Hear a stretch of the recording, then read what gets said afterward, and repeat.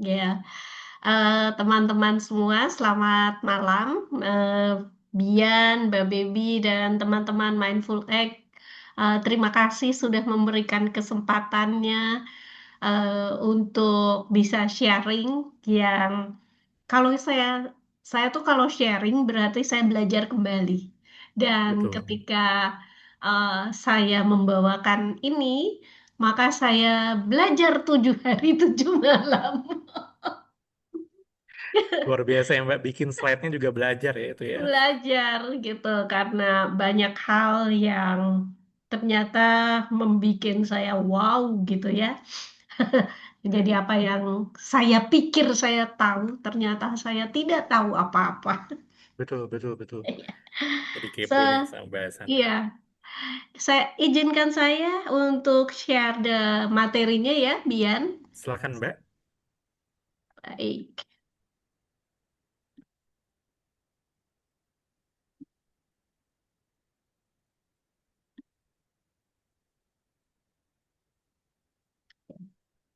So, jadi sesuai sesuai dengan judul dari tema malam ini, yaitu adalah Laisya Kamislihi Syai'un, bagaimana kita merefleksikan mindfulness dengan nilai-nilai ketuhanan sehingga kita sebagai ciptaannya bisa kembali menjadi keutuhan, ya. Nah, sebelumnya mohon maaf kalau agak serak suaranya karena rupanya udara dan juga eh, usia yang kalau terlalu banyak cuap-cuap begitu akhirnya membuat tenggorokan juga jadi kasihan ya, capek ya. Nah, oke teman-teman, saya disclaimer dulu ya. Saya bukan seorang ahli untuk membahas hal-hal yang berkaitan dengan ayat Al-Quran, ayat suci Al-Quran.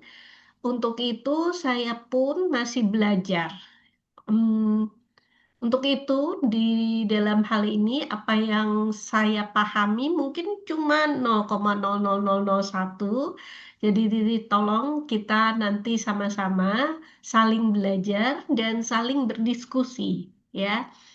Dan kontemplasi-kontemplasi yang timbul dari materi-materi yang ada di malam ini mungkin juga akan mengusik pengalaman masing-masing secara individu.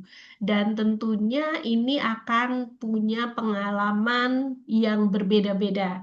Karena kita semua dari perjalanan kita ini, kita melalui perjalanan yang berbeda-beda ya.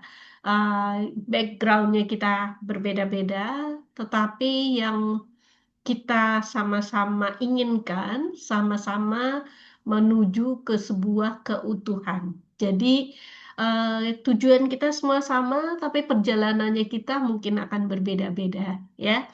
Untuk itu, mari hargai sesama teman-teman yang ada di ruangan ini, ya. So, yang saya mau tekankan di sini, mari kita belajar dan berdiskusi bareng berdasarkan materi yang saya sudah akan saya paparkan ini, ya.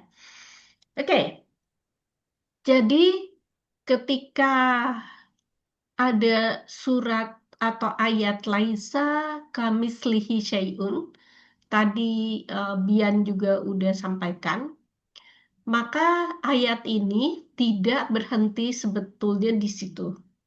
Ada terusannya yaitu wahwa asyami'ul basyir, yang artinya laisa kamislihi sayun, tidak ada sesuatu pun yang serupa dengannya, wa dan huwa asmi'ul basir, dia maha mendengar lagi maha melihat. Nah, banyak sudut pandang ketika kita mau mengartikan makna ayat ini, ya.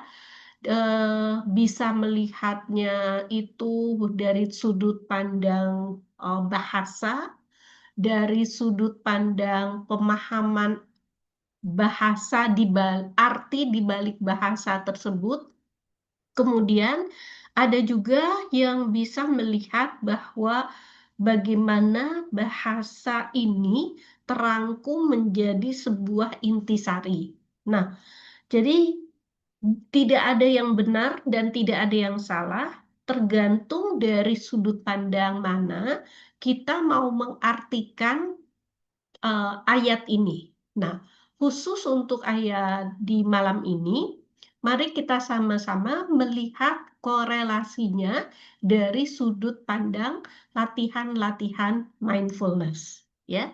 Nah, jadi inti atau makna inti dari ayat ini menyebutkan bahwa Tuhan itu melampaui semua penyerupaan, ya. Jadi tidak ada sesuatu pun yang serupa dengannya. Eh, Kalaupun kita melihat bahwa oh itu adalah zatnya ilahi, belum tentu itu adalah dia, ya. Karena ketika kita berbicara Tuhan, maka dia tidak terbatas dan tidak terhingga, ya. Nah, sehingga kehadiran Tuhan itu sebetulnya dekat, ya. Makanya ada yang bilang kalau mau mencari Tuhan, Tuhan itu sedekat urat nadi leher kita. Nah, jadi demikian ya makna intinya. Jadi bukan Tuhan yang jauh, tapi juga bukan Tuhan yang bisa kita kuasai, gitu, ya. Tuhan itu dekat dan dia hadir, tetapi sekaligus juga dia tidak bisa kita kuasai karena dia tidak bisa menyerupai apapun dan dia tidak bisa eh, terbatas. Ada yang bilang kan makanya eh, bagaimana kita mau mengenal Tuhan sebatas apa yang kita yakini, ya. Jadi keyakinan kita ada batasnya dan disitulah kita merasa mengenal Tuhan, ya. Oke, dua kalimat atau dua ayat tersebut yang saya pahami saat ini itu punya dua sayap yang saling melengkapi.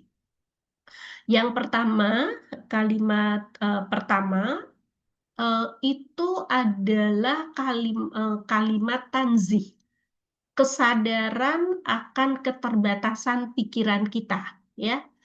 Tidak ada sesuatu pun yang serupa dengannya. Berarti kita mensucikan Tuhan dari konsep dan rasa. Tuhan tidak sama dengan pengalaman batin kita. Kita pernah merasa punya pencerahan, tapi apakah itu Tuhan? Bukan, ya. Karena kesadaran juga ada batasnya.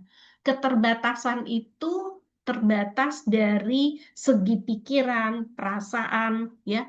Jadi tidak ayat ini tuh menegaskan ke tak terbandingan Tuhan. Tidak ada sesuatu pun yang serupa dengannya. Nah, dalam sorry, dalam mindfulness kan kita suka salah satu latihan mendasar kita tuh adalah menyadari pikiran, ya, menyadari nafas, menyadari apa yang kita rasakan. Nah, ketika kita berkonsep dengan pikiran, pikiran tuh cenderung memberikan label gitu ya. Terus kemudian ketika kita sadar secara rasa, itu kadangkala pun kita memberikan identitas terhadap rasanya. Sehingga egonya kita itu suka menyamakan konsep dengan suatu kebenaran gitu ya. Jadi kita tuh menyempitkan kenyataan ke dalam kenyataan-kenyataan yang pernah kita alami ke dalam cerita mentalnya kita. Padahal seperti tadi ditegaskan, tidak ada sesuatu pun yang serupa dengannya. Ya, nah di konsep-konsep tanzih ini dia tidak akan sempurna jika tidak ada tasbihnya, yaitu Tuhan yang maha mendengar dan maha melihat. Jadi kedekatannya itu tidak serupa gitu ya. Nah, makanya ketika kita memahami surat ini, sebetulnya harusnya ada dua yang kita lakoni gitu. Ada tanzihnya, kemudian kita juga ada tasbihnya. Sehingga ketika kita mempraktekkan keduanya, kita bisa mengesahkan Tuhan dalam cara memandang hidupnya kita. Gitu ya. Nah, tapi hari ini kita akan lebih banyak berbicara atau berbincang tentang tanzihnya. Kenapa? Karena saya tidak menguasai tasbihnya, ya. Oke. Nah, oke. Bagaimana praktek mindfulness di dalam relevansinya dengan kalimat tersebut, ya.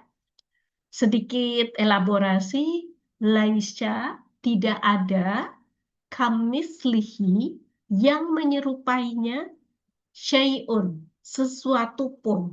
Jadi, dalam kalimat ini, dia tuh seperti kayak memagari bahwa Tuhan itu apapun bisa saja bayangan, konsep, atau pengalaman batin kita sendiri, itu apapun bisa kita bayangkan, kita rasakan, kita bisa memahami, sadar, oh ya sadar, kita bisa merasakan nafas kita, nafs kita yang terhubung dengan Tuhan. Kemudian kita bisa mengamati pikiran dan tubuh yang kalau for the some extent itu juga terhubung dengan Tuhan. Nah, tapi ketika kita menghubungkannya kepada Tuhan, itu bukan dia, gitu ya. Kamu bisa membayangkan, merasakan, dan memahami. Sehingga ketika kita punya semua ini, kesadarannya itu bukan kesadaran yang sia-sia, tetapi kesadaran untuk menyiapkan ruang batin kita agar terisi oleh zatnya, gitu ya. Nah, kenapa praktek mindfulness ini kita perlukan? Karena di dalam hati, di dalam batin yang masih menyimpan kekecewaan, masih menyimpan dendam, masih menyimpan amarah, masih menyimpan banyak hal yang konotasinya seringkali negatif, apakah layak untuk ada yang maha besar untuk berada di situ? Ibaratnya kayak gini, kalau kita punya tamu, pasti kita ingin menjamu tamu kita dengan sebaik-baiknya.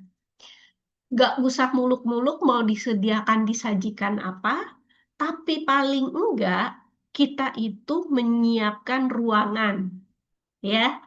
Ruang tamu, kenapa makanya ada namanya ruang tamu? Karena disitulah kita mau menerima tamu kita. Dan seringkali ruang tamu itu lebih rapi daripada ruangan-ruangan lain.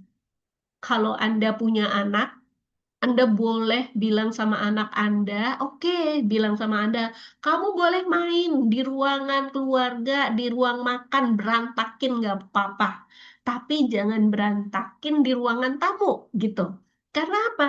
Ketika kita ada tamu datang, maka kita sudah siap menerimanya dengan bersih, dengan rapi.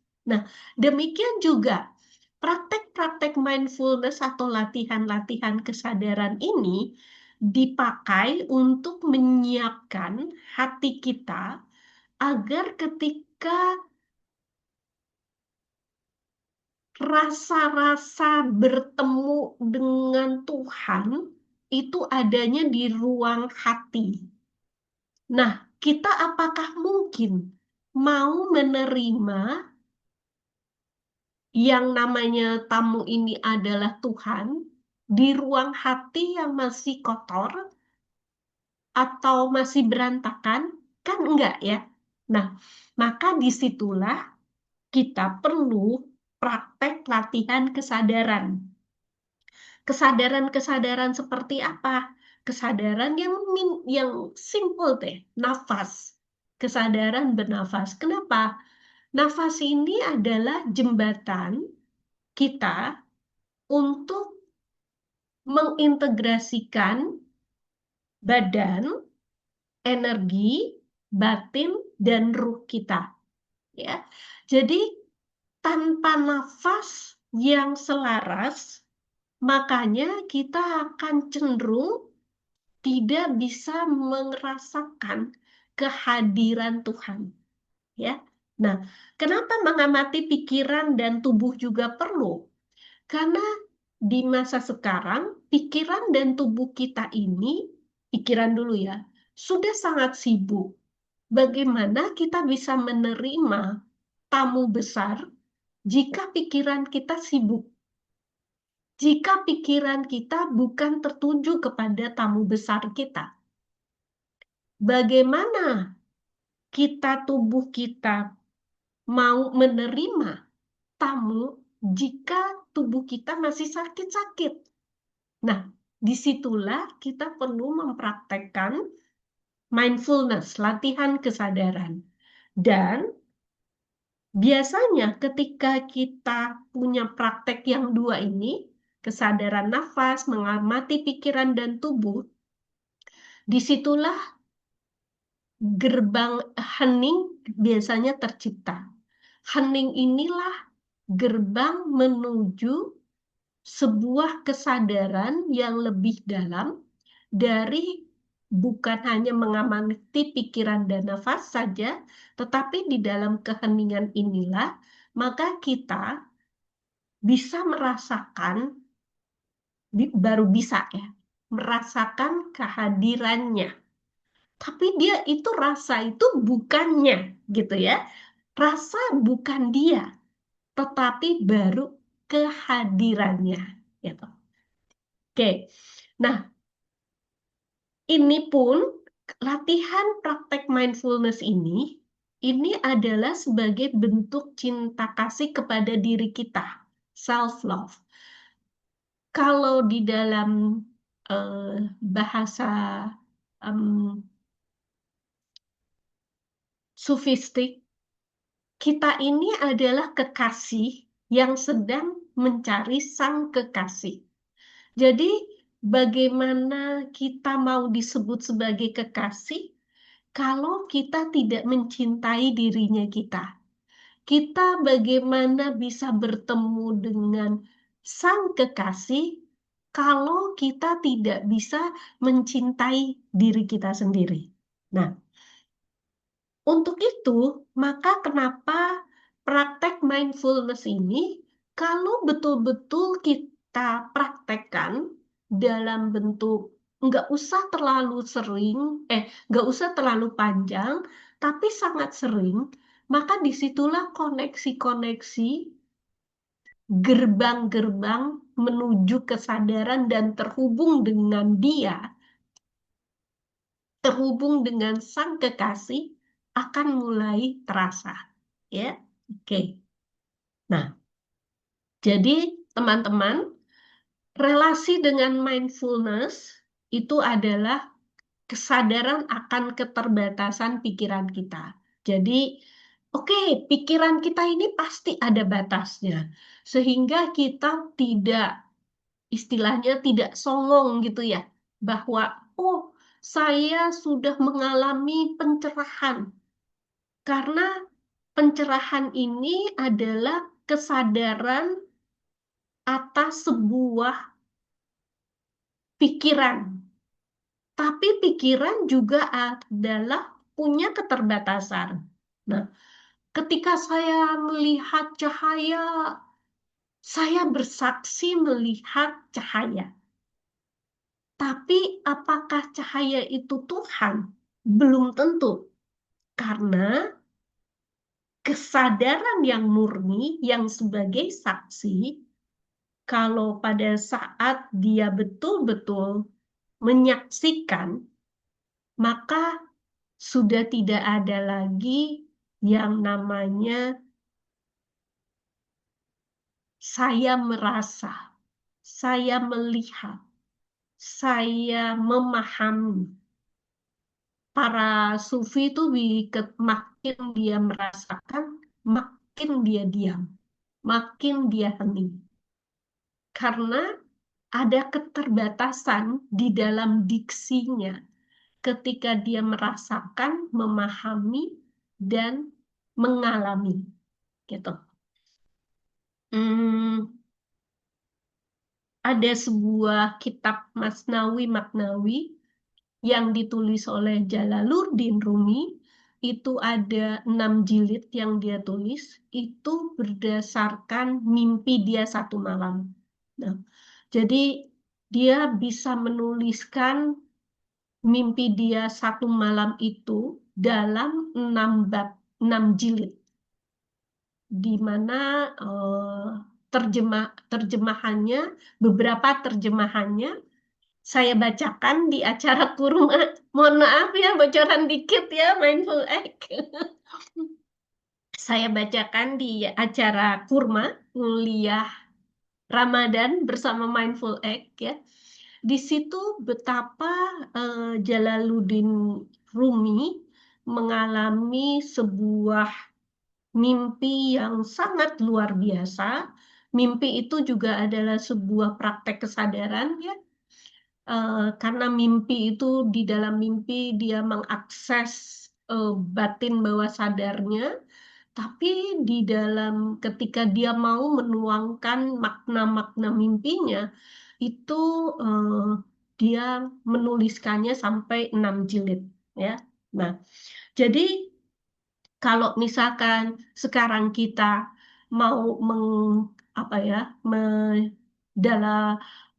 dalam mindfulness tuh kita tuh berlatih menjadi hmm, apa ya, the witnessing awareness ya. Jadi mendengar tanpa menghakimi, melihat tanpa melekat gitu ya, menyadari nafas, sensasi emosi tanpa reaksi, tanpa selebrasi, tanpa tanpa euforia gitu ya. Nah, jadi kalau kita kaitkan relasinya dengan mindfulness, jadi mindfulness ini sebagai adab batin di hadapan yang maha hadir ya. Sehingga kalau ini kita praktekkan demikian, maka self awareness ini menjadi bergeser ke God awareness ya. Jadi kalau kita selalu bilang self awareness, ayat ini sebetulnya mengajak kita untuk tidak berhenti di self awareness, tetapi coba lebih jauh berjalan untuk menuju ke God awareness. Nah, bagaimana caranya menuju ke God awareness? Sedikit saja saya spill. Ini dilakukan dengan melakukan latihan kehadiran. Jadi kalau tadi latihan kesadaran, menyadari apapun, maka di sini adalah latihan kehadiran. Jadi kalau di dalam Islam tuh ada istilah tafakur. Tafakur tuh merefleksikan diri kita, melihat batin kita tanpa reaksi, tanpa analisa. Oh, ini ternyata saya terluka. Kemudian apakah ini akibat dari trauma masa kecil ataukah bagaimana? enggak kayak gitu ya. Tapi memang menyaksikan atau melihat batin seapa adanya. Iya, saya terluka. That's it, gitu. Ya. Nah, kemudian setelah tafakur, kita juga perlu muraqabah, menyadari diri dalam kehadiran Tuhan. Bahwa apapun yang kita alami itu adalah bentuk dari kehadiran Tuhan. Hmm, jadi kalau kita di psikologis ya, ada Mbak Nia, ada yang disebut conscious and subconscious. Kalau kita cuma terbatas di luka kita simpan di batin bawah sadar, segala pengalaman tidak enak itu adalah di batin bawah sadar, maka itu cukup berhenti di self-awareness. Cuman kalau kita mau lebih jauh lagi, bagaimana apapun luka, trauma, atau hal-hal yang tidak menyenangkan di dalam hidup kita, kalau mengambil kalimatnya Mas Reza, yaitu sampah batin, maka kita menyembunyikan sampah batin di bawah sadar kita. Kalau kita bisa mengolah sampah batin bawah sadar kita ini menjadi sebuah nutrisi di dalam hidup kita, sehingga kita tidak terbatas growth-nya kita, pertumbuhan kita, tidak terbatas cuma di psikologis, tetapi juga akhirnya menjadi pertumbuhan ke spirituality. Makanya kenapa sekarang kalau kita lihat spirituality dan psikologis itu bukan sesuatu yang terpisahkan. Keduanya saling melengkapi. Seperti kayak tadi ada ada sorry, ada tahzik, ada tasyik. Nah, itu melengkapi. Nah, sehingga ketika kita bilang bahwa jalan kehadiran ayat ini tuh mengajak manusia untuk bisa tidak hanya berhenti di kesadaran, tetapi dengan mempraktekkan kehadiran, maka kesadarannya lebih menjadi kesadaran ilahiyah, ya. Jadi bukan lagi dia menjadi waspada, dia apa namanya menjadi insecure, tetapi sebuah kehadiran yang memang hadir karena dia harus hadir, ya. Nah, jadi teman-teman ya, merendahkan kesadaran, kalau istilah di dalam tasawuf tuh ketika kita mempraktekannya, maka kita merendahkan kesadaran dengan jalan kehadiran, latihan kehadiran ini, kita merendahkan kesadaran agar tetap bertauhid, ya. Nah, kenapa ini saya sebut sebagai bentuk cinta kasih kepada Tuhan? Jadi, kalau tadi Dian membukanya ini adalah apa namanya bulan cinta kasih, kalau yang tadi em, latihan kesadaran itu adalah cinta kasih kepada diri kita, maka latihan kehadiran itu adalah bentuk cinta kasih kepada Tuhan, ya. Nah, sehingga ketika kita keduanya praktekkan, maka kita tetap bertauhid. Tauhid itu apa sih artinya? Yaitu mengesahkan Tuhan dalam cara memandang hidup. Jadi Tuhan adalah satu-satunya yang mutlak. Selainnya tidak terbatas dan kita tidak bergantung. Sehingga kita tidak mentuhankan metode, guru, atau pengalaman. Kita tidak mentuhankan TAT. Ya, kita tuh tidak mentuhankan TAT. TAT ya diperlukan untuk melerai latihan-latihan kesadaran. Tetapi tidak akan lengkap kalau kita tidak latihan-latihan kehadiran. Ya.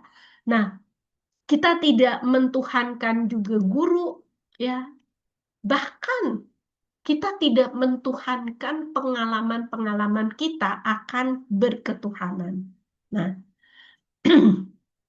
jadi kalau em, mindfulness, latihan kesadaran itu adalah berhenti, aku sadar atas pengalaman-pengalamanku, maka surat Asyura ini melengkapi aku sadar bahwa aku selalu berada dalam pendengaran dan penglihatannya. Karena apa?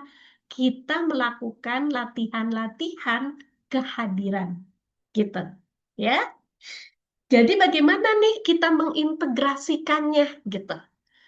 Kita mengintegrasikan di dalam kehidupan, kita perlu mempraktekkan latihan-latihan mindfulness untuk menjadi adab kita, ya.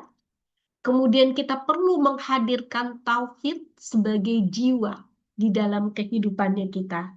Jadi eh, bahasanya tuh aku hadir dan aku disadari, ya, disadari oleh yang maha melihat dan maha mendengar. Karena kita melihat dan mendengarnya. Nah, sehingga apa output dari ini? Kita rendah hati, tapi bukan rendah diri, ya. Jadi kita perlu jadi outputnya no judgment. Kita nggak akan ngejudge orang. Ya, memang begitulah perjalanannya. Dan yang paling penting di ajaran manapun, eh, ini menjadi seseorang yang penuh belas asih gitu, ya. Jadi, oke, sampai sini sebelum kita praktek, em, kita tutup dengan sebuah praktek. Bagaimana? Ada pertanyaankah dari teman-teman? Iya, ini Mau minum dulu. silahkan untuk teman-teman semua. Kita ada setelah tadi Mbak Diwin menjelaskan, kita masuk ke sharing session. Jadi tadi adalah materi pemantik ya gitu. Nah ini teman-teman semua bisa untuk bertanya kepada Mbak Diwin. Bagi yang mau bertanya bisa lewat kolom chat apabila lebih nyaman dengan tulisan. Apabila pengen langsung lewat vokal ya, bicara langsung itu bisa klik tombol ada raise hand di situ. Nah, di sini ada Mbak Baby. Halo Mbak Baby. Tadi udah ikut menyimak ya gitu. Ini pas banget bahasannya sebelum bulan puasa kita dapat bahas hal ini gitu. Nah, tadi aku menyimak gitu dan bagiku kayaknya pentingnya Mbak Diwin ya sebelum kita memasuki bulan suci gitu, di mana ada momen-momen di mana kita mempersiapkan batin ya untuk nanti kan praktek fisik gitu, tapi kan batinnya kan dipersiapkan lebih dulu. Bagiku malam ini adalah salah satu momen di mana kita mendapatkan itu. Dapatnya pun dua tadi ya yang dibedah, tidak hanya mindfulness dalam Islam, tapi juga tentang cinta kasih yang tadi Mbak Diwin sempat bahas mengenai welas asih. Tadi dalam filosofi Sufi itu kekasih yang tersembunyi ya itu ya. Jadi ingat Serat Centini itu ya, aku juga. Bagaimana perjalanan ini adalah menemukan kekasih, tapi kekasihnya itu ya di dalam diri kita yang selama ini tersembunyi gitu. Nah, Kak, ini sorry, Bian. ya, Kan ada yang bilang gini, mm-mm. Gimana tuh Rumi Mbak? berkata, eh, yang kau cari sedang mencarimu. Yang kau cari sedang mencarimu. Wow, itu Ya. Sonia langsung senyum mesem-mesem tuh. Bagus banget itu apa kata-katanya Mbak Diwin ya gitu. Mbak Diwin, ini ada Riva dari Bekasi. Nah, Riva tanya, dia tertarik sekali dengan kata welas asih. Di pertengahan 2025 kemarin, Riva baru sadar tentang welas asih pada diri sendiri. Tapi jadi bingung sekaligus sedih bagaimana berwelas asih dengan diri kita sendiri. Apa step pertama untuk berbuat baik pada diri sendiri, Mbak Diwin?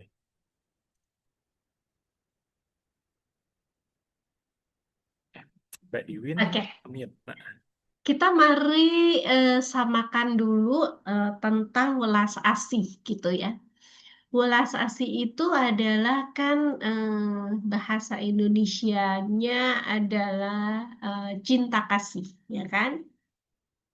Mari berwelas asih, bercinta dan kasih. Jadi kalau dua kalimat itu cinta dan kasih. Kalau kita cinta, maka eh, kita adalah produk dari hasil dua orang yang beraktivitas bercinta, ya kan? Nah, kemudian ketika mereka beraktivitas bercinta, kemudian terjadilah em, apa ya, bibit janin sebelum dia diberikan ruh, maka itu cuma disebut sebagai janin, cabang apa ya? eh, Bukan cabang, apa namanya? Bakal janin. Nah, kenapa bisa disebut sebagai janin yang sudah hidup? Karena disitulah ditiupkan ruh sehingga dia bisa berkembang menjadi sebuah manusia, sebuah bayi gitu. Kok seorang bayi gitu ya. Nah, di di proses itu ada proses yang disebut karena kita di dalam rahim, maka ada proses yang disebut nutrisi rahim. Nutrisi, correct me if I'm wrong, rahim itu apa Mbak Sonia? Ci- em, Rahman Rahim, kasih sayang, ya kan? Ya. Jadi di rahim ibu kita, kita diisi oleh Rohman dan Rohim, cinta dan kasih. Nah, jadi kalau kita berbicara tentang welas asih, maka sebetulnya kita punya pengalaman welas asih dari sejak kita dikandung ibu kita. Jadi kalau ditanya tadi pertanyaannya, jadi bingung mulai dari mana kita mencintai diri, mewelas asih, nggak usah mulai dari manapun sebetulnya di otomatis sejak kita dikandung ibu kita sudah mempraktekkan welas asih kepada diri kita sendiri. Nah, tapi ketika kita keluar dari rahim ibu kita, disitulah mulai ada distraksi. Apalagi ketika otak kita sudah mulai berkembang, maka disitulah banyak distraksi. Distraksi oleh diri kita, oleh orang sekitar kita, ya. Eh, Kalau kita bilang mulai dari mana kita mau mulai welas asih ke diri kita sekarang ini, mulai dari menyadari nafas yang diberikan oleh yang Maha Pengasih dan Maha Penyayang. Ini gratis diberikan. em, saya setiap hari melihat ibu saya kalau pagi itu harus pakai oksigen untuk supaya dia seger. Nah, kebayang nggak kita bangun pagi hari nggak usah pakai oksigen? Ya, itu berarti disitulah kita mulai mencintai diri kita, mulai berwelas asih. Harta yang paling berharga itu adalah nafas yang tidak usah dibantu apapun. Dari situ kita berwelas asih aja. Aduh, terima kasih ya badanku. Gak usah, gak usah nafas, gak usah dibantu apa-apa. Di situ udah kecil, tapi kalau kita ucapkan setiap hari kita berterima kasih kepada diri kita, sel-sel tubuh kita ini seperti kayak diberikan nutrisi welas asih sama diri kita sendiri dengan cara mengucapkan terima kasih kepada diri kita, ya. So, mungkin begitu Mbak Rifa pertanyaannya, semoga menjawab. Eh, Mulai dari hal yang kecil, nggak usah terlalu muluk-muluk. Gitu. Wow.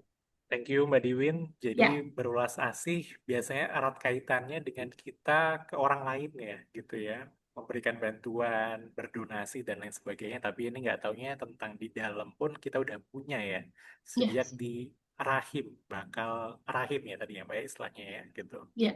Oke.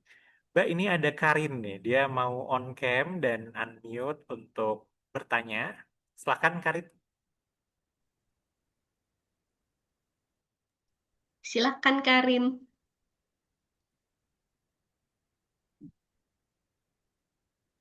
Tes tes Mbak Karin.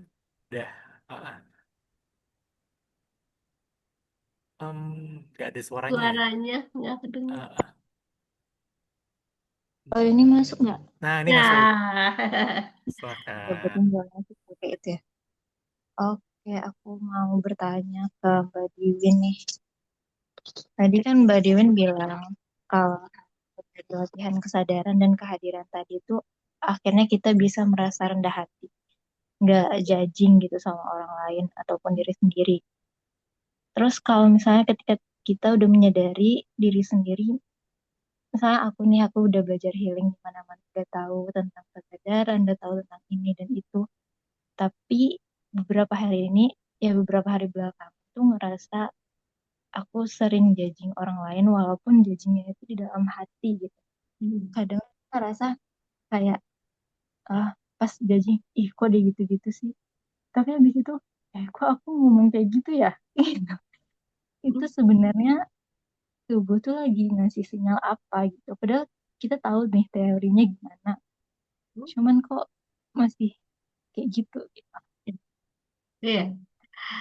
Sinyal udah jadi Kak Karin tuh nanya, sudah tahu teorinya, tapi pada saat tertentu kita masih judging gitu ya. Nah, sinyalnya apa sih gitu? Sinyalnya tandanya kita harus bertafakur, Mbak Karin. Tafakur itu adalah hadir ke dalam diri untuk menelisik, mengamati diri kita tentang apa sih kekurangannya kita, ya. Karena kita kan juga banyak kekurangan ya. Ketika kita judge orang, saya berikan contoh gini ya. Itu orang kok nyinyir banget sih gitu ya. Semisal ya. Oke, mungkin saja di dalam diri kita juga ada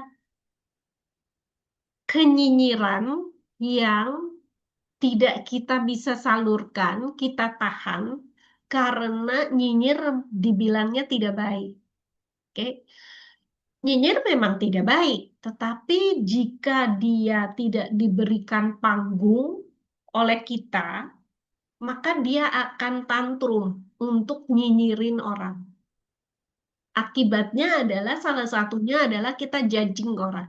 Nah, jadi ketika kayak begitu, oke, kok saya ngejudge ya? Oke, beri panggung dia. Oke, kenapa kamu ngejudge? Apa yang perlu ingin kamu sampaikan kepada saya sehingga kamu ngejudge orang? Jadi kita lihat lagi ke dalam diri kita. Bagian diri yang pingin ngejudge itu, dia punya agenda apa? Ya. Jadi menghadirkan pikiran-pikiran kita. Menjawab nggak, Mbak Karin? Iya, Menjawab nggak? lu- Ngerti-ngerti maksudnya. luar biasa Terima ya. kasih. Ya. Ini ditambahin nih Mbak Diwin sama Tia salah satu audiens. Dia menyadari ada keilahian dalam diri setiap orang sehingga kita tidak judging atau menyakiti orang lain. Dia mengutip sebuah ayat, Tias, kemanapun kamu menghadap, disitulah wajahku, kata Tias. Ya, Wah, luar betul, biasa ini. betul. Iya, betul. Nah, karena kita nyadar ada keilahian dalam diri setiap orang, tapi ngejudge orang itu kadang-kadang kita nggak bisa elakkan gitu ya. Nah, oke, berarti kemanapun kamu menghadap, disitulah wajahku. Bagaimana kalau kita sekarang menghadapnya ke dalam diri kita? Ke dalam diri kita untuk membersihkan hal-hal yang membuat kita judge. Sehingga aku, tanda besar, bisa ada di dalam hatinya kita, hadir di dalam hatinya kita. Sehingga ketika hati kita terisi oleh aku atau olehnya yang maha besar, maka nggak sempat kita ngejudge orang gitu. Nah, eh, ada mentor saya tuh selalu bilang jangan putus untuk zikir hati dimanapun, kapanpun gitu. Jadi kalau kita mau ngejudge orang walaupun dalam hati, tapi kita lagi zikir di dalam hati, itu kayak nggak ada ruang untuk ngejudge gitu ya. Tapi untuk bisa menghadirkan, memberikan ruang di dalam hati kita, ya itu tadi beresin dulu, bersihkan dulu yang supaya ruangan kita itu kosong, sehingga kehadirannya bisa kita rasakan gitu. Ya. Semoga membantu ya, Karin ya, gitu. Nah, di sini aku ke Mbak Baby dulu nih, gitu. Mbak Baby, gitu. Apa kamu udah mendengarkan ya, ikut mendengarkan juga gitu, ikut belajar di sini gitu dengan teman-teman semua yang akan masuk di bulan suci Ramadan. What have you learned so far sih Mbak? Aku pengen tahu nih sebagai refleksimu yang sebagai salah satu founder Mindful Egg, sebagai salah satu peserta dalam hal ini, sekaligus moderator non-Muslim gitu. Bagaimana Mbak tanggapan kamu sejauh ini? Ya, Mbak Diwin, thank you. Sorry ya, suara aku juga serak-serak nih. Iya, jadi dari penjelasannya juga Mbak Diwin, aku juga semakin mengkonfirm gitu. Mengapa di Katolik itu juga diajarkan bahwa cinta kasih itu adalah hukum yang utama dan terutama gitu. Nah, jadi kayak nyambung gitu kan Mbak gitu. Klik gitu dan setiap ritual-ritual baik yang kami lakukan gitu ya, seperti mungkin zikir di dalam Islam itu membawa kita untuk menyadari kehadirannya gitu ya Mbak ya. Gitu. Mungkin itu yang tadi aku juga note dari Mbak Diwin itu yang justru tidak boleh putus gitu ya Mbak ya. Mungkin ya. Dan itu yang lama-lama akan merendahkan atau mengecilkan ruang atau suara-suara yang tadi Karin sampaikan mungkin ya gitu. Tadinya suara-suara judgement kita semakin keras, dia akan semakin turun gitu ya Mbak ya. Dengan kebiasaan-kebiasaan baik atau ritual-ritual baik yang kita jalankan terus untuk ngisi diri kita gitu ya mungkin ya Mbak ya. Kalau aku tadi nangkepnya jadi kayak gitu juga sih. Betul, Itu selaras. iya, betul.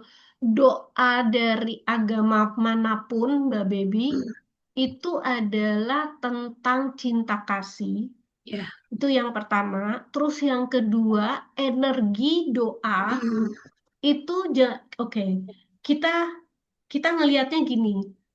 Energi doa kita ini adalah energi dari Sang Kekasih. Ya.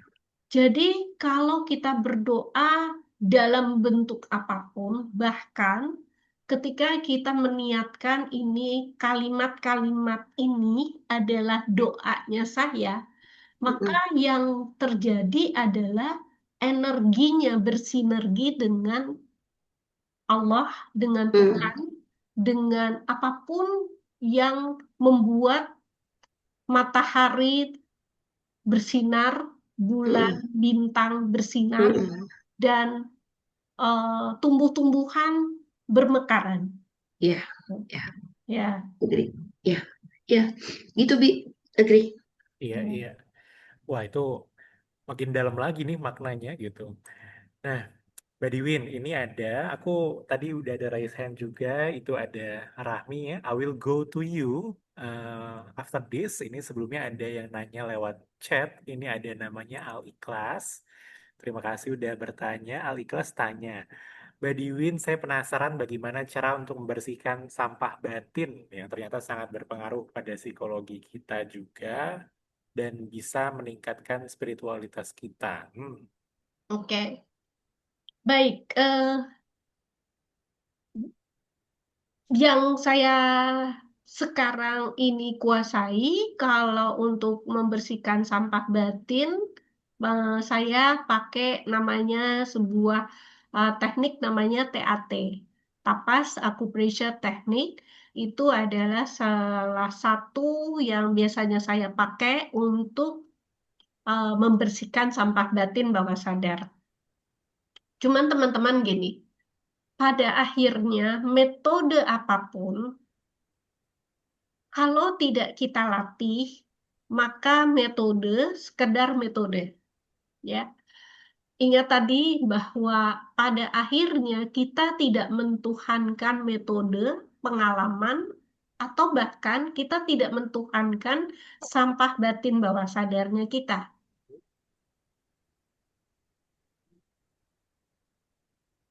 Semuanya dia adalah komponen-komponen dalam kehidupannya kita yang semuanya kita perlukan.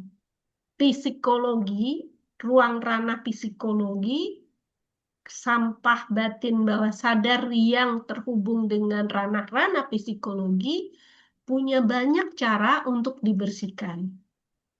Yang paling simpel, salah satunya adalah supaya kita tidak menyimpan sampah batin bawah sadar, maka sebetulnya kita perlu menuangkannya keluar. Ketika menuangkan keluar, bukan dalam bentuk reaksi terhadap orang atau aksi terhadap orang, tetapi kita menuangkannya dalam bentuk contoh expressive writing. Jadi, apapun yang ingin kita ekspresikan, kita tuliskan tanpa harus pakai tanda baca, pakai bahasa yang baik dan benar, nggak usah gitu. Atau bisa juga kalau kamu senang menggambar, bisa dalam bentuk gambar. Atau kalau misalkan Anda sukanya bebenah, bisa dalam bentuk membedah. Karena ketika kita bebenah, itu juga membersihkan sampah batin bawah sadar kita. Bukan bebenah yang mengalihkan. Ya, nah, apalagi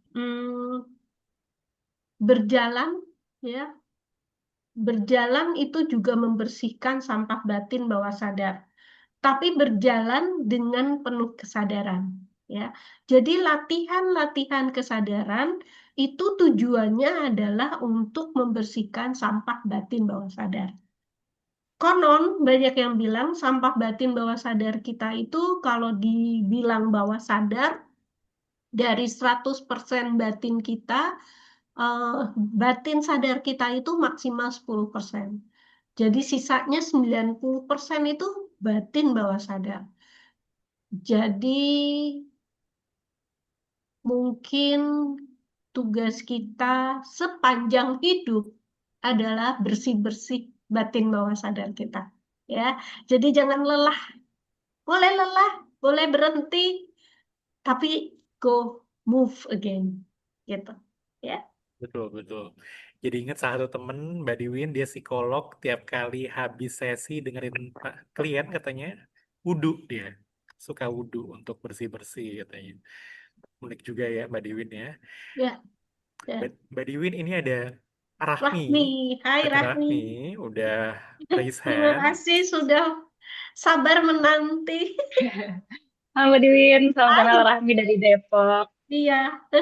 Aku mau bertanya nih, kan mungkin kita sering dinasehati ya kalau Tuhan itu tempat mengadu, tempat berkeluh kesah. Kan kita mungkin dikit-dikit, Allah hari ini kesel banget, hari ini aku terluka banget, kesel dan segala macam kan. Hari ini kita udah belajar juga nih kalau mindfulness itu kan sebagai adab ya. Hmm. Nah, dalam kondisi kita berdoa seperti itu, kita kayak yang curhat gitu ya, misalkan aku hari ini terluka karena dia, aku sakit hati segala macam. Apakah itu udah mindful atau belum ya? Nah, Hmm. setelah belajar ini, apakah kita harus selesai dulu dengan semua hal itu, dengan hal-hal negatif yang mungkin yang sampah batin itu ya, yang seperti Mbak Din tadi ceritakan, kalau bagaimana kita bisa menerima kehadiran ilahi di hati kita sementara kita masih penuh sampah batin. Sementara kalau kita curhat kayak gitu kan kita lagi gejolak emosi negatif itu ya, kalau curhat segala Hmm. macam itu. Nah, apakah itu sudah mindful atau belum? Nah, kalau menurut Mbak Din caranya gimana gitu? Oke. Kalau menurut keluh kesah. Iya. Thank you loh pertanyaannya. Thank you, Rami. Kita nggak akan mungkin selesai 100% Mbak Rafni di dunia ini ya. Seenggaknya, saya juga nggak tahu berapa persen yang sudah kita selesaikan dari 90% bersih-bersih batin bawah sadar. Mungkin kita pikir kita sekarang lega, oh sudah rilis. Nanti 5 menit lagi ada hal lain jadi bikin lagi sampah batin. Nah, jadi kalau tadi pertanyaannya, apakah dia akan hadir meskipun kita belum selesai? Saya sih meyakini eh, yang Maha Pengasih dan Penyayang, kan namanya Maha ya. Jadi dia tidak terbatas. Mungkin pikirannya kita, logikanya kita, kalau batin kita itu cuma segini, kemudian kita punya banyak sampah batin, maka dia mengisi batin kita itu yang penuh dengan sampah ini paling cuma 1% dari 90%. Tapi kan dia maha pengasih dan maha penyayang. Mungkin saja dari yang kita cuma bersih-bersih 1% ini, dia melingkupi keseluruhan diri kita yang penuh dengan negatif-negatif ini. Tidak tertutup kemungkinan. Itu sebabnya kenapa ayat ini sangat menegaskan tidak ada sesuatu pun yang serupa dengannya. Kok di Hartono resen? Kepencet kayaknya Iya, kamu. Yang ada Sonia tuh Raisan tuh. iya. Silakan. Tidak ada sesuatu pun yang serupa dengannya. Jadi pikiran kita terbatas. Kita pikir bahwa setelah kita beres dengan sampah batin kita, maka Tuhan akan mengisi. Belum tentu, gitu ya. Kita nggak akan tahu kapan selesainya. Tapi ingat bahwa Dia Sang Maha Pengasih dan Penyayang. Berprasangka baik saja sama Dia bahwa Dia akan mengisi seluruh relung-relung hati kita meskipun kita masih punya banyak negatifnya. Tapi motivasinya adalah ya kali dia udah ngisi, masa kita nggak mau bebenah gitu ya. Nah, itu yang coba dijadikan motivasi untuk bebersih, Mbak Rahmi. Bebersih nggak akan pernah selesai sampai mungkin kita sudah tiada, tapi berprasangka buruk, yang maha pengasih, yang maha penyayang akan mengisi relung kalbu kita. Ya. Wah, luar biasa. Ya. Semoga menjawab ya, Mbak Rafni ya. Ini aku Sangat agak sangat sangat menjawab. Ini Terima aku kasih jadi banyak. kayak apa ini ya, agak kewalahan nih. Soalnya antusiasmenya luar biasa tanya ke Mbak Diwin nih. Ini sebelum kita menuju ke dua penanya berikutnya, ini ada satu apresiasi ini buat Mindful Egg dan juga Mbak Diwin dari Sonia. Terima kasih pertanyaan dan diskusinya di sini teman-teman. Indah sekali maknanya. Wah. Dan lalu ada Ratna Ningsih. Nah, ini mau open mic untuk bertanya langsung. Silakan Mbak Ratna Ningsih.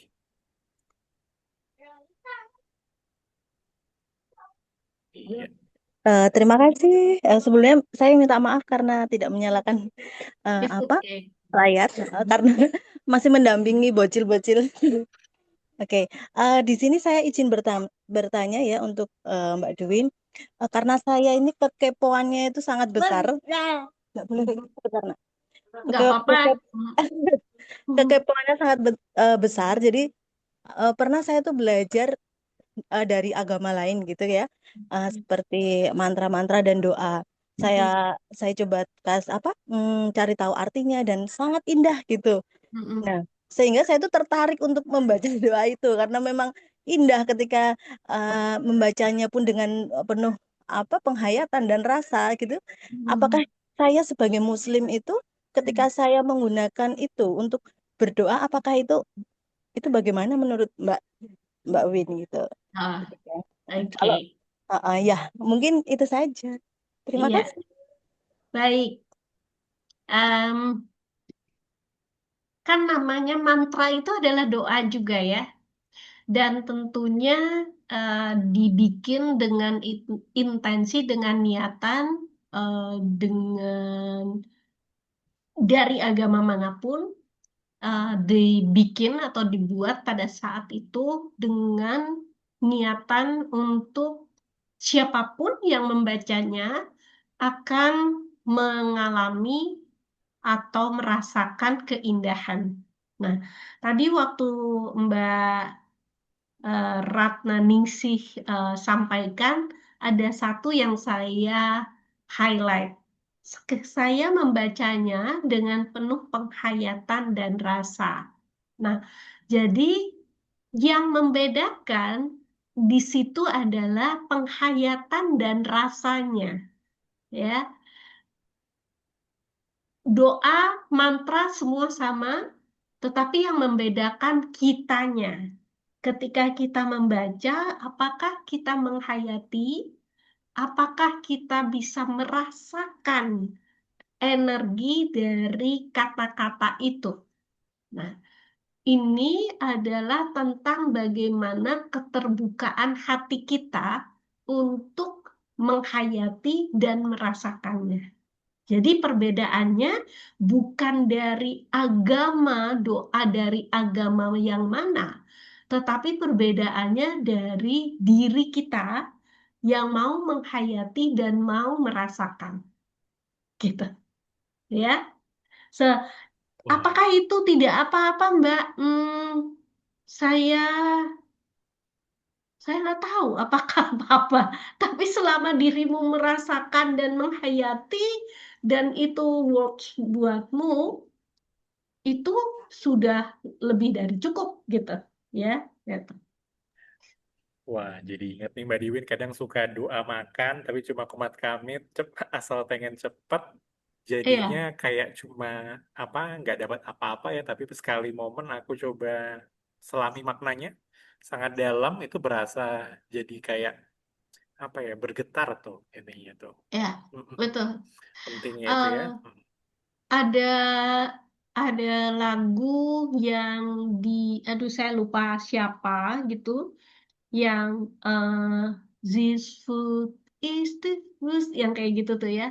Saya mengenal lagu itu ketika retret ya dengan Mas Reza gitu. Saya bilang, lagunya maknanya dalam sekali gitu kan.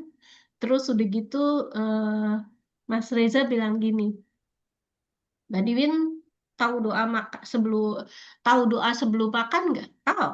Nah, oke. Hafal nggak? Eh, Waktu itu saya bilang enggak, saya nggak hafal. Oke, coba baca kembali. Bukan hanya dihafalkan, tetapi dihayati dan dirasakan. Nah, setelah itu saya bilang, wah, doa sebelum makan luar biasa. Dan doa sebelum makan di agama manapun itu luar biasa, Bian. Ya. Iya, iya. Betul, betul, betul. Itu keren ya. Jadi ingat ini Mbak, Itadakimasu itu yang di Iya, Jepang itu. Ya kan kalau di restoran Jepang diucapkan sambil apa kayak tersenyum berteriak gitu ya pelayannya kan gitu. Tapi setelah dihayati itu artinya terima kasih untuk semua makhluk yang sudah berkorban. Jadi sangat Betul, dalam maknanya gitu. betul, betul. Iya, iya, iya. Wah, luar biasa. Mbak Diwin, ini ada yang tadi sudah mencatat banyak, ini ingin bertanya. Sonia orangnya ini. Silakan Sonia, ini kamu kelihatan di open cam mencatat tadi orangnya nih. Boleh, silakan nih. Selamat malam Mbakku yang kusayangi dan Mindful Egg yang malam ini indah sekali. Terima kasih sudah ada kelas ini. Saya selalu menantikan momen menuju Ramadan dan kelas Ramadannya Mbak Diwin tentang tasawuf ataupun kesadaran seperti ini. Terima kasih. Mbak Diwin, saya itu masih kesulitan latihan kesadaran itu surrender, Mbak. Ya. Jadi untuk yang menyerah dan berserah dan percaya itu masih sangat struggle sekali.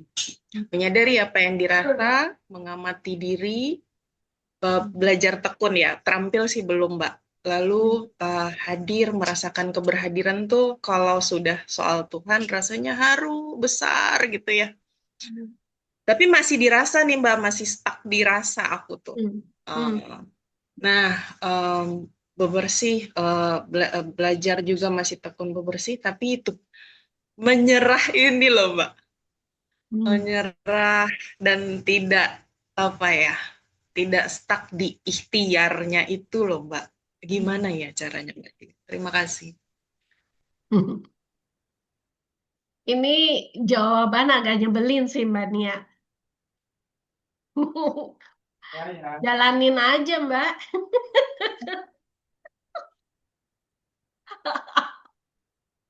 Nggak muluk-muluk Mbak, jalanin aja. Gitu. Kalau nyerah, sadari saya nyerah. Kalau saya nggak bisa berserah, sadari saya nggak bisa berserah. Gitu. Ya, itu tadi. Tapi latihan kesadaran harus diikuti latihan kehadiran. Dua-duanya itu loh jadi kayak sayap, dua-duanya harus dipakai gitu. Yang satu tanzih, yang tahsyih. Tanzih mungkin kita dengan Mindful X sudah banyak latihan-latihan yang diadakan. Mungkin yang kurang mungkin tasyih. Tapi Mindful X akan menghadirkan bagaimana tanzih dan tasyih bisa berjalan. Jadi boleh di-spill biar? Boleh, nanti ada slide-nya sih khusus. Oke. Nggak apa, spill-spill aja. Iya, jadi yang kita bahas hari ini adalah lebih kepada tanzih, ya, yang sangat lebih dekat kepada saya. Jadi saya bisa ngomong gitu. Tapi kalau tasyih itu saya masih mencoba menjalani, Mbak Nia. Nah, jadi tapi ada mentor saya, dia bersedia untuk berbagi bersama-sama kita di Mindful Egg tanggal 17. Ya. Jadi teman-teman yang hadir hari ini, jika mau melengkapi tanzih hari ini dengan tasyih, akan ada di tanggal 17 bersama sahabat saya, bersama mentor saya, Mas Muhammad Nur Jabir. Dia adalah Direktur Rumi Institute. Beliau yang menerjemahkan kitab Jalaluddin Rumi yang ditulis oleh Jalaluddin Rumi dalam bahasa Persia, kemudian beliau menerjemahkannya ke bahasa Indonesia, gitu. Beberapa bait di kitab Jalaluddin Rumi dalam Masnawi nanti teman-teman bisa nikmati di acaranya Kurma, ya, kuliah Ramadan bersama Mindful Egg. shout out to ini Bude-Bude nih bikin namanya ya gitu. Iya, Jadi itu tuh Sonia nanti ada khusus buat itu. iya. Jadi penjelasanmu, jawabanmu, jawaban dari saya adalah jalani. Nah, kalau mau lebih dalam, Sonia datang di tanggal 17, ya. Iya, iya. Jadi memang ini hanyalah bite size dari keseluruhan bagaimana teman-teman semua bisa belajar mindfulness dari perspektif Islam di bulan suci Ramadan gitu. Nah, nanti akan ada nih apa setelah latihan ya nanti aku spill nih akan ada kegiatan apa aja sama Mindful Egg. Nanti kita akan dipandu sama Mbak Diwin setelah ini. Ini ada sesi latihan, tapi latihannya bukan TAT. Nah, ini jadi khusus nih gitu. Nah, aku mau panggil lagi Mbak Baby. Di sini tadi kita udah dapat komplimen ya Mbak Baby ya dalam hal ini tentang Sonia udah berproses sama Mindful Egg bisa dibilang sudah hampir 3 tahun ke belakang dan selalu menantikan ini tiap bulan puasa belajar sama Mindful Egg gitu hal-hal seperti ini. Nah, Mbak Baby nih gitu sebagai satu founder Mindful Egg gitu. Apa sih Mbak yang membuat bagi teman-teman di founders ya bahwa perspektif spiritual keagamaan, kali ini agama Islam, waktu itu Waisak kita membuat event yang belajar dari perspektif Buddhis gitu. Bagaimana hal ini bisa menjadi metode pembelajaran mindfulness yang menarik, Mbak? Sebenarnya gitu. Silakan, Mbak Baby.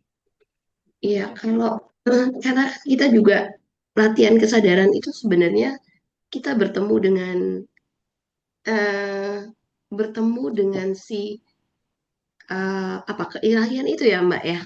Kita karena yang sudah ada di dalam diri kita gitu sebenarnya ya Mbak ya, karena tadi dari rahim kita sudah ditiupkan jiwa di situ, segala kualitas-kualitas keilahian itu sebenarnya udah ada di dalam diri kita gitu ya Mbak ya, kesejatian itu sebenarnya ya gitu. Cuman dalam perjalanannya tentu banyak yang tadi sampah batin, distraksi-distraksi gitu ya, kemelekatan ego gitu, ilusi batin gitu. Semua itu yang membuat kita berjarak gitu.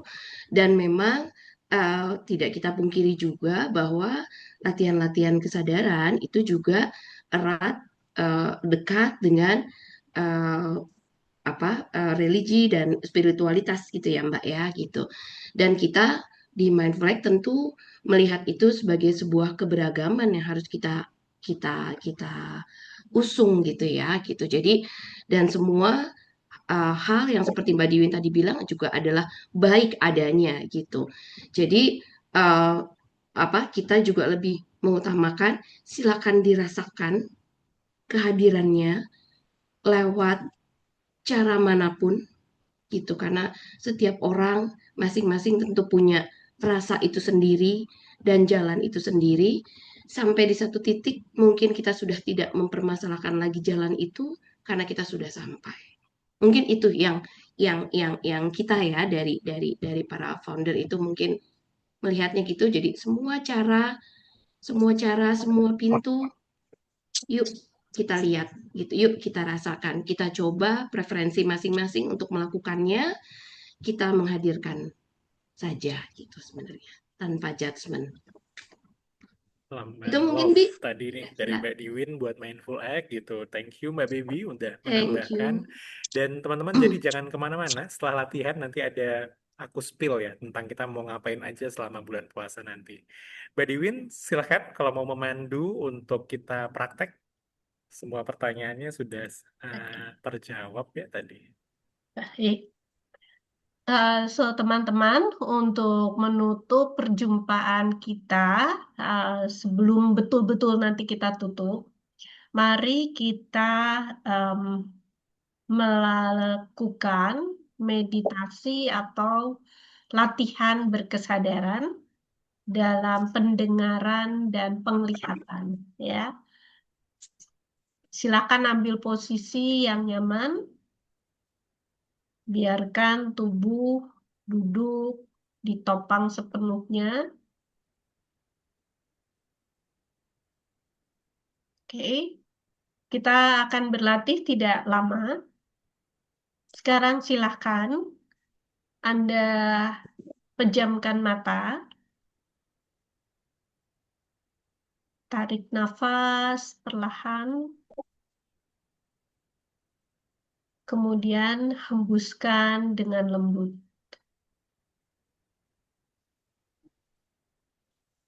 Sekali lagi, tarik nafas, tahan sejenak, kemudian hembuskan.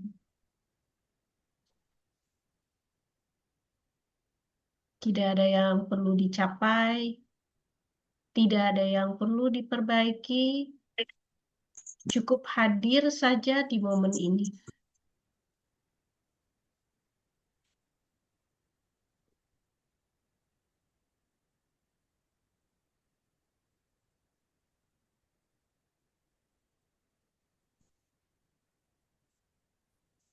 Mari kita rasakan seluruh tubuh. Rasakan tubuh, mungkin ada yang rasanya berat,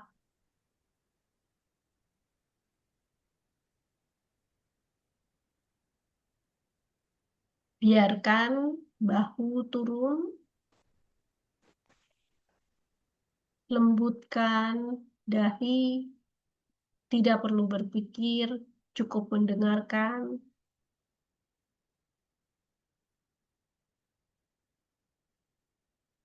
Mungkin ada rahang yang rasanya tight. Kita kendurkan rahang kita.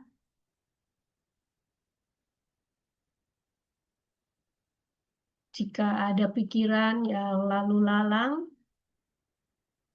biarkan pikiran itu lewat seperti awan yang bergerak. Kamu tidak perlu mengikuti awannya, cukup menyadari kemanapun awan itu pergi.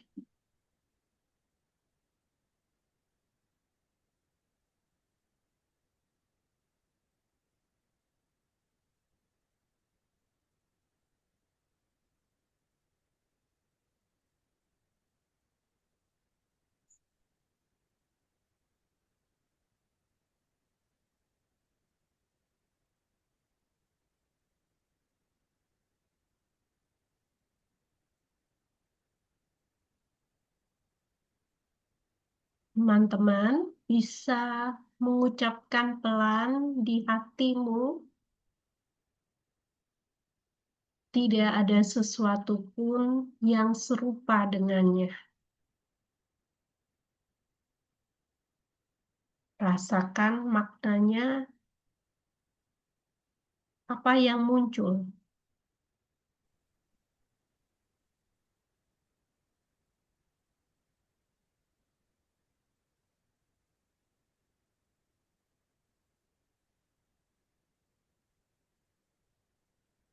Sadari bahwa pikiran ini terbatas.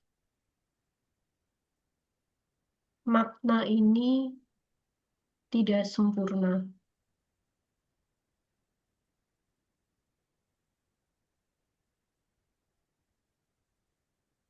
Tidak selalu kita harus mengerti segalanya.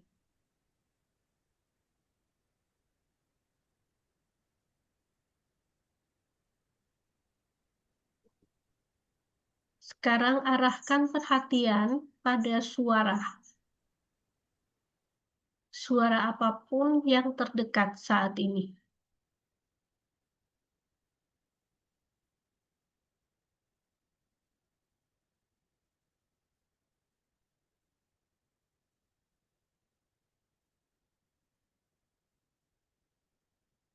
Kemudian dengarkan suara yang lebih jauh.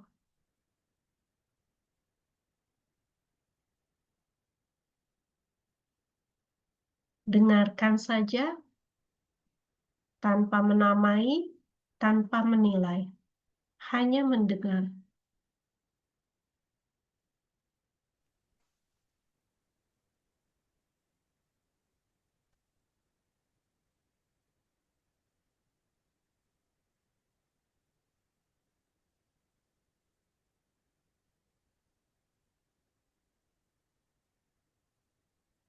Sekarang perhatian kepada nafas.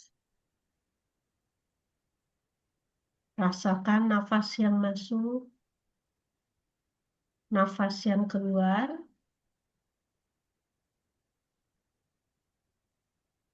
Bisa Anda rasakan di kedua hidung, lubang hidung, atau naik turunnya di perut, atau kembang kempisnya di dada. Tidak perlu diatur, biarkan tubuh bernafas sendiri.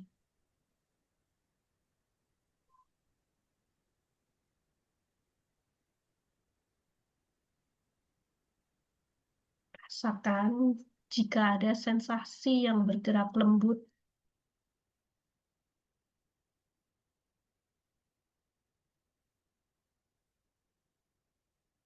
Dia maha mendengar, lagi melihat.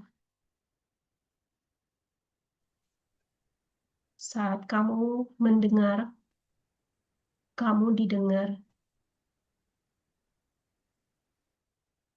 Saat kamu hadir, kamu disaksikan. Tanpa penilaian, tanpa tuntutan, hanya kehadiran.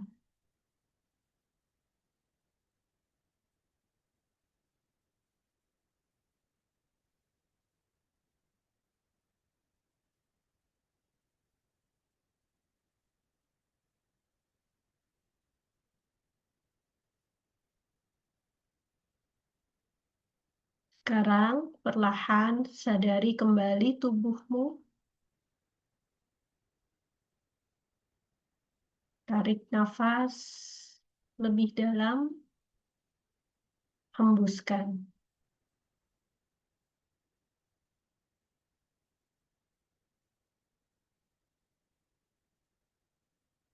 Jika sudah siap, silakan membuka mata dengan lembut. Anda boleh membawa kualitas kehadiran ini ke langkah berikutnya.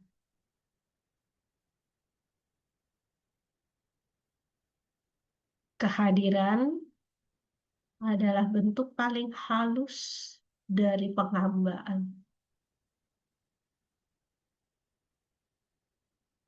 Latihan selesai.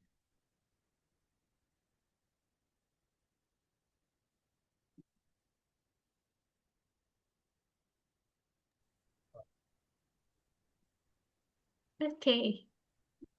Silakan teman-teman, kalau ada yang mau berbagi bagaimana perasaannya tadi setelah latihan, boleh untuk open mic langsung. Saya persilahkan buat teman-teman yang lain juga yang mau mengetikkan di kolom chat juga boleh. Mungkin ke Badiwin dulu. Badiwin, kenapa memilih metode latihan kali ini adalah yang tadi barusan kita lakukan? Kenapa memilih metode yang tadi? Ini adalah metode yang paling mudah. Merasakan nafas, merasakan tubuh, ya. Eh, itu adalah melatih kesadaran sekaligus kehadiran, gitu, ya. Karena kan nggak tahu teman-teman merasakan keheningan nggak, ya. Karena Ya, di dalam keheningan itulah hadir yang maha pengasih dan maha penyayang, ya. wah, luar biasa. Silakan kalau ada yang mau berbagi ya, bagaimana perasaannya atau mau bertanya juga boleh. Ini biasanya Mbak Diwin tuh dengan latihan ini apa TAT tadi itu biasanya gitu. Nah, ini ada Hmm. Mbak Baby ini gitu. Bagus tuh Mbak Baby.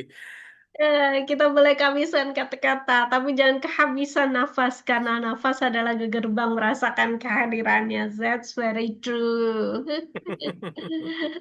Iya, iya. Jadi kuncinya di nafas ya, Mbak Ya, Diwin ya, gerbang ya, menuju terkoneksi dengan keilahian ya, tadi. betul. Nafs itu adalah ego kita, ya. Ketika kita berteman dengan nafas, itu adalah sebetulnya kita sudah berteman dengan ego kita. Jadi dia tidak liar gitu menguasai kita, ya. Iya, iya. Jadi mungkin pada saat tadi ya teman-teman semua ada godaan ya gitu untuk apa gosip judging tentang orang lain gitu-gitu kembali ke nafas ya Mbak Diwin ya gitu Mm-mm, ya. mhm. Jangkar di nafas ya. Oke. Ya, betul. Iya, iya, iya. Nah, ini ada Rahmi kayaknya bisa dipraktekin pas sholat biar makin khusyuk. Hmm. Justru Mbak Rahmi sebelum sholat, Oh, ya. So, jadi supaya kita bisa khusyuk itu, kenapa ada wudhu? Kenapa ada wudhu? Karena disitulah kita mulai membangun kesadaran, ya, latihan kesadaran. Di wudhu itu kita latihan kesadaran.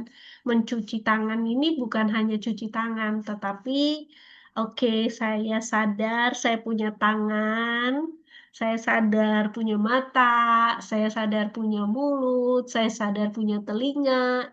Jadi wudhu itu adalah sarana kita untuk terkoneksi dengan diri kita sendiri. Selain untuk mensucikan, ya kan? Jadi ketika kita Allahu Akbar, itu adalah menyatukan energi kita dengan ilahinya, gitu. Eh, jadi ya. dibangunnya justru dari wudhunya, Mbak. Ya. Betul, betul, betul.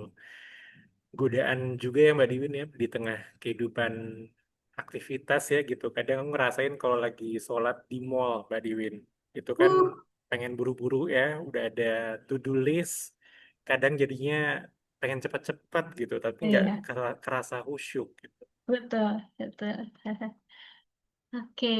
Oke. Nambahin nih, tadi Yes, bicara Mbak. Silakan. tadi bicara apa sholat juga dan bicara universal gitu ya.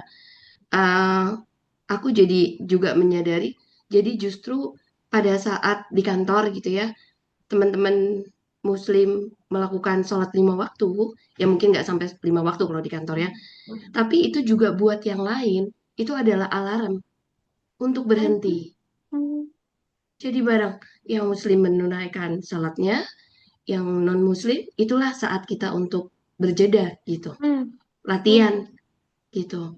Ya, Apa latihan gitu. Jadi ya kita bisa saling menyinari jadinya gitu ya iya, sebenarnya. betul, betul, Mbak. Iya, Betul, betul. Jadi memang ada alasan juga ya kenapa 5 waktu ya gitu-gitu ya Ya, Mbak Diwin ya. iya, betul. Dan didahului itu kan selalu dengan berwudu ya Mbak Baby, iya, iya karena betul. di Katolik pun sebelum masuk kan, Ya ada air suci. ya, iya, gitu, Yes, betul. yes, yes. Betul. Jadi air adalah memang sebagai medium untuk pembersihan juga ya Mbak Diwin Iya, ya. Iya, iya, Luar iya. biasa. iya, Intensinya yang kita juga amini. iya, Betul, betul. oke. Nah, kalau sudah tidak ada lagi yang sharing dan juga bertanya, ini kita langsung mau spill nih Mbak Baby. Kamu juga jangan kemana-mana dulu, teman-teman yang lain juga jangan kemana-mana dulu. Kita ada beberapa aktivitas ya yang bisa teman-teman semua akses nanti selama bulan puasa untuk nanti berproses dengan Mbak Diwin salah satunya. Nah, Mbak Diwin, biasanya kalau lagi bulan suci, itu kan ada khas ya. Itu ada Hmm. biasanya kita menunggu buka puasa itu, kita ada yang namanya kultum ya, biasanya kan gitu. Hmm. Habis itu iklan sirup marjan kadang ada. Habis itu menunggu untuk azan berbuka puasa. Nah, ini ada sebuah metode yang singkat, jadi bite size, yang Mindful Act design bersama dengan Mbak Diwin, Ini adalah latihan untuk teman-teman semua mindfulness ya dengan metode Islam. Tapi kita bikin metodenya singkat-singkat, tapi dijalani penuh selama 30 hari. Nah, itu jadi efeknya itu bisa sangat, kalau dikalkulasikan, sangat-sangat panjang dan sangat berdampak. Asalkan betul-betul diikuti. Apa sih kegiatannya? Nah, ini aku mau sharing screen lagi. Nah, kita ada inisiatif yang kalau teman-teman ngeh di postingan Instagramnya Mindfulek udah sempat di spill juga, yaitu kita bikin yang namanya kita sebut sebagai time signal.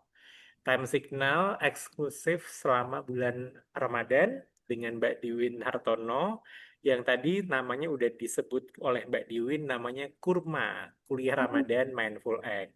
Nah, ini kita kemas dalam grup WhatsApp. Jadi bagi yang ingin berproses lebih lanjut itu bisa nge-scan ya barcode ini untuk nanti langsung muncul ke dalam eh, tampilan join grup WhatsApp-nya. Lalu juga bisa lewat link ini yang nanti aku copy paste ke kolom chat ya gitu. Tapi ini sebelum ke Mbak Diwin, mungkin ke Mbak Baby dulu. Mungkin ya pengen ajak Mbak Baby untuk Mbak Baby ini apa sih time signal ini? Kan tahun lalu Mindfulek gak ngadain nih. Nah ini kok ada nih tiba-tiba tahun ini.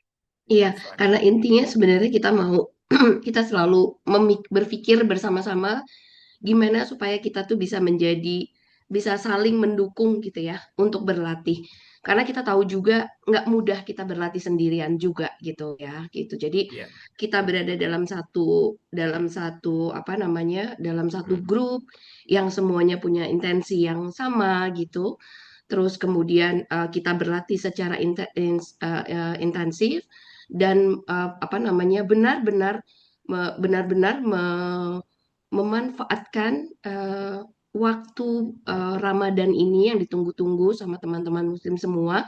Dan buat kami yang Katolik juga bersamaan dengan kami juga harus melakukan puasa dan pantang 40 hari untuk menyambut Paskah. Jadi ini benar-benar satu energi yang sangat selaras gitu dan semoga hal-hal ini rutinitas-rutinitas baik yang selalu kita bentuk ini akan menguatkan akar kita gitu. Jadi suatu saat kita bukan suatu saat lagi, sekali waktu kita pernah ketemu dengan hal-hal yang mengganggu, menggoncang kita, tapi kita sudah punya modal juga untuk latihan yang lebih intens gitu. Yes. Nah, ini Mbak Diwin nih. Tadi dari sisi Mbak Baby, ini kan Mbak Diwin nih yang kalau nggak salah udah selesai ya ikut proses syutingnya nih Mbak Diwin. Kasih spill dikit dong ini gimana sih nanti Ngapain sih teman-teman gitu ya? berprosesnya. Oke, jadi Bian, Mbak Baby, dan teman-teman semua, kurma ini saya bagi dalam 3 fase ya. Ya.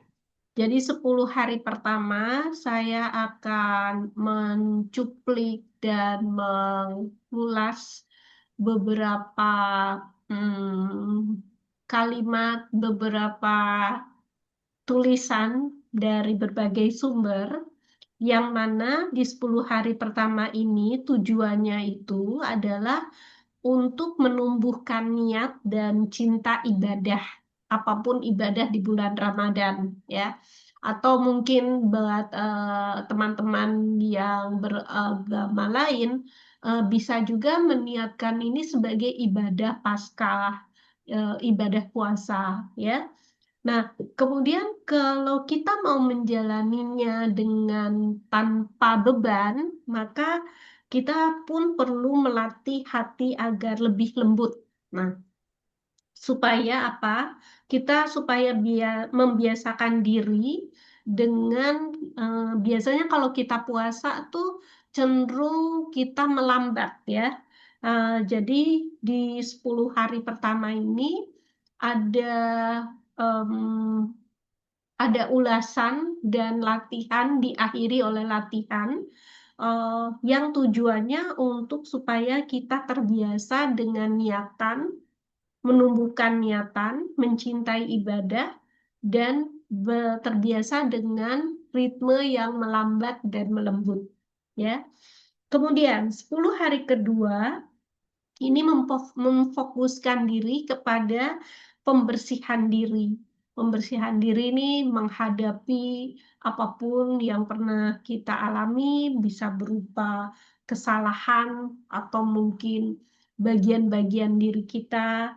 Kemudian juga kita lebih jujur kepada diri kita untuk melihat apa diri kita yang sebenarnya, siapa diri kita sebenarnya. Dan tentunya juga memohon ampunan kepada Sang Pencipta dengan lebih jujur juga, tanpa oke saya minta ampun, tapi ampun atas apa gitu ya. Mungkin kita tidak bisa jujur kepada orang lain, ya kali sama yang menciptakan kita, kita juga tidak bisa jujur ya. Nah, itu 10 hari kedua, kemudian 10 hari ketiga ini adalah tentang surrender, penyerahan diri, dan akan lebih banyak tentang kalau berdiam diri itu ngapain sih, ya. Terus kemudian bagaimana kita dapat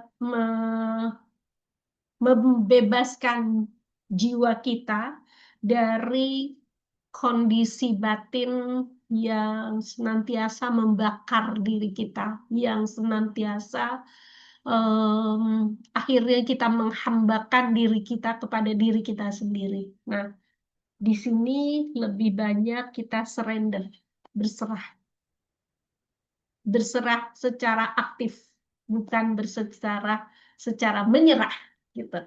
Ya, so itu spillnya di 30 Wah, hari bulan Ramadan. luar biasa. Jadi ini teman-teman semua silahkan kalau mau di-invite tidak hanya yang ikutan sesi pada malam hari ini, tapi juga kepada teman-temannya yang mungkin kayaknya cocok untuk ikutan, bisa ke teman, bisa ke pasangan, ke keluarga gitu. Siapa tahu bisa berproses sama-sama.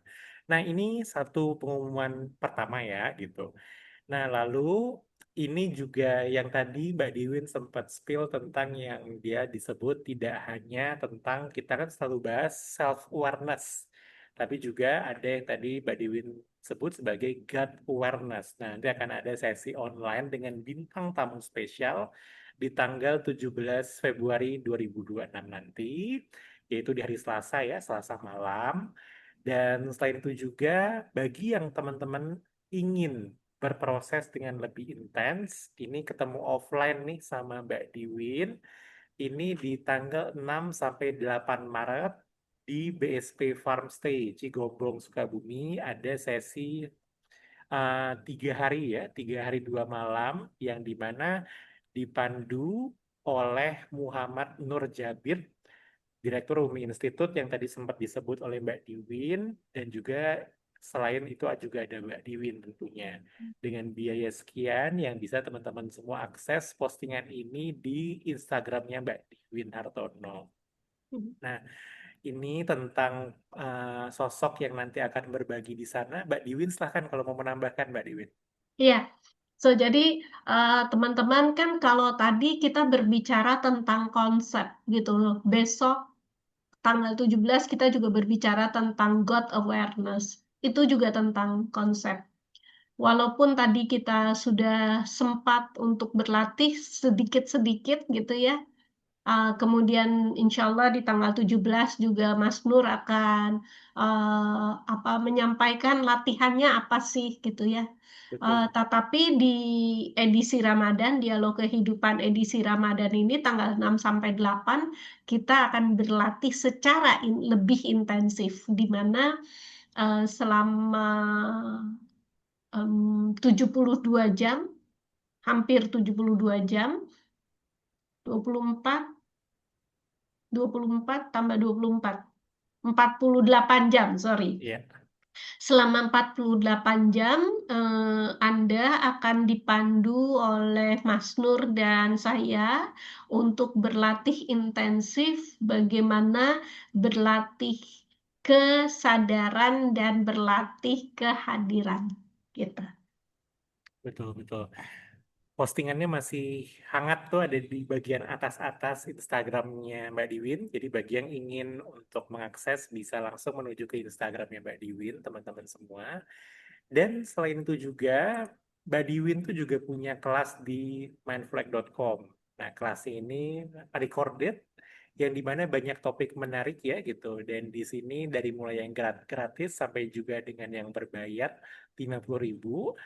Nah, terkait tema Islam, ini ada satu kelas yang bagiku cocok banget apabila teman-teman memang peminatan belajarnya adalah menuju ke arah ini, yaitu salah satu sesi online-nya Mbak Diwin itu dulu sempat membahas tentang berkunjung, bertasbih, dan bertawaf ke dalam diri. Nah, itu juga bisa diakses di mindfulek.com. Teman-teman semua bisa mengetikkan judul ini langsung untuk nanti bisa teman-teman semua saksikan kelasnya dengan harga yang sudah tercantum di sini.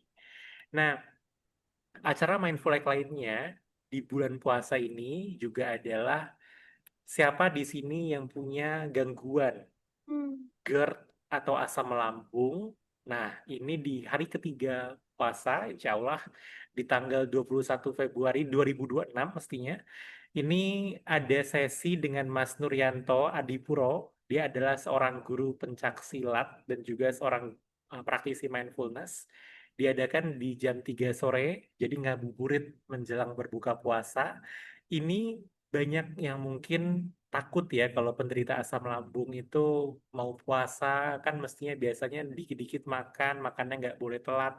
Nah ini tuh akan dijelaskan tentang kiat untuk menghadapi bulan puasa dan juga manfaatnya puasa. Nah ini yang mungkin jarang dibahas nih, bahwa puasa pun malah bisa bermanfaat bagi penderita asam lambung. Ini teman-teman semua silahkan diakses nanti dan juga diberitahu mungkin kepada kenalannya yang mungkin butuh. Dan ada satu sesi spesial silaturahmi buka puasa bareng founder Mindful Act. Ada jumlahnya nih tidak hanya Mbak Bebi saja loh, ini foundernya Mindful Act ini, tapi ada banyak. Dan ini juga akan ada satu praktisi yang nanti juga akan bergabung di sesi buka puasa ini. Jadi tadi banyak yang menulis juga tinggal di Jakarta. Nah, ini akan diadakan di Jakarta Selatan dan ini akan dilakukan di Sabtu 28 Februari 2026 pukul 4 sore. Jadi bagi yang teman-teman semua ingin ikutan, nanti akan kita adakan postingan khusus tentang ini, tapi bisa ditandain dulu aja kalendernya. Nah, sekian informasi kita.